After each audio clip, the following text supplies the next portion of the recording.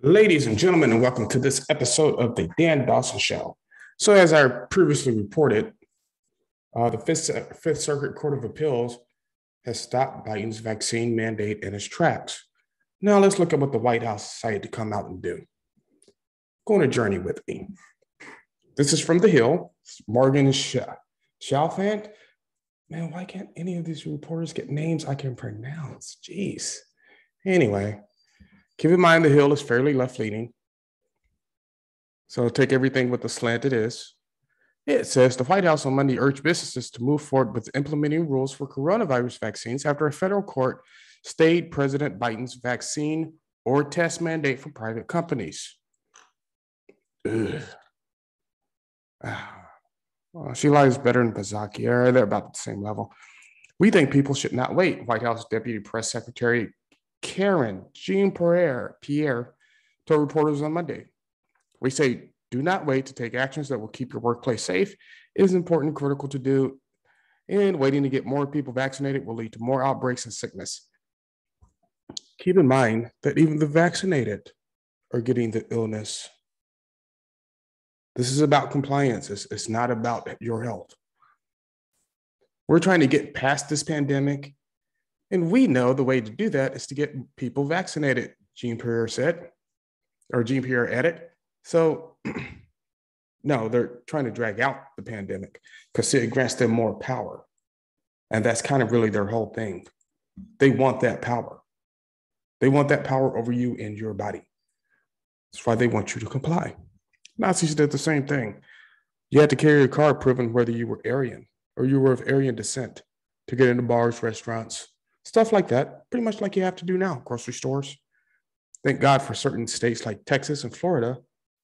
Florida, I really love. They just passed a law where, let's say your employer makes you get vaccinated as a condition of employment. Well, I don't know if Texas has this law.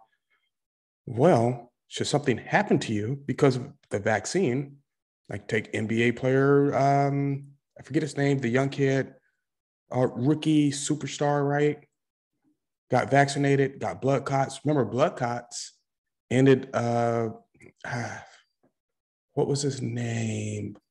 But he was part of the big three with LeBron and D Wade.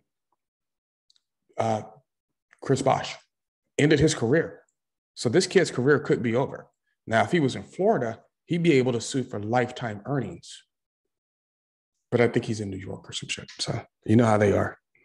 The Biden administration maintains that it is on firm legal footing after a federal appeals court in New Orleans temporarily blocked the rule, which was developed by the Labor Department's Occupational Safety and Health Organization, OSHA, on Saturday.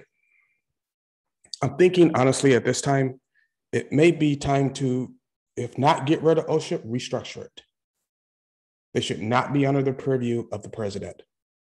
They should be able to do their own thing, enact their own laws, and answer to Congress and the Senate, not just Biden. Now, notice Biden can't get the stuff into law, so he just says it, and then companies run to do it. But in Florida, now these organizations have to rethink. They have to rethink because, say you have 100 employees, which means you're probably making in profit 500, let's say $1 million a year. Now, one of those employees dies and their family sues you for $10 million. You just lost your company. Think about it. The administration clearly has the authority to protect workers, and actions announced by the president are designed to save lives and stop the spread of COVID-19. Jean-Pierre said Monday, noting that the Justice Department would be defending the rule in court. Here's the thing. It's already been determined by the Supreme Court, by the United States Supreme Court, that OSHA can't do this. So they went ahead and did it anyway. Now the Fifth Circuit Court has determined you can't do this. Yet and still they do it. It sounds like Nazis to me. It's unclear how long it would take for legal disputes around the vaccine rule to be resolved. More than 24 state attorneys generals, as well as other organizations, are challenging the rule in court. Now, when I talk about we're past the point of peaceful separation, think about 24, more than 24. That's half the country. Think about that. The Biden administration unveiled the rule, formerly known as an emergency temporary standard, last week. The rule requires businesses with 100 or more employees to ensure their employees get vaccinated against COVID-19 or otherwise submit to weekly testing. Actually, OSHA has determined that they're going to keep all options on the table, including higher fines and mandating that businesses with under 100 employees have everybody vaccinated. Yeah, we're well in Nazi territory. A number of businesses have already moved forward to implement their own vaccine requirements for employees, but officials hope the mandate will further increase the uptick of coronavirus vaccinations so the U.S. can drive down COVID-19 cases and deaths. Last week, the U.S. surpassed the grim milestone of 750,000 coronavirus deaths. Let's put that in. Into balance. There were more Black babies aborted in this same time frame than people who've died from the coronavirus. So is abortion a public health risk? I'm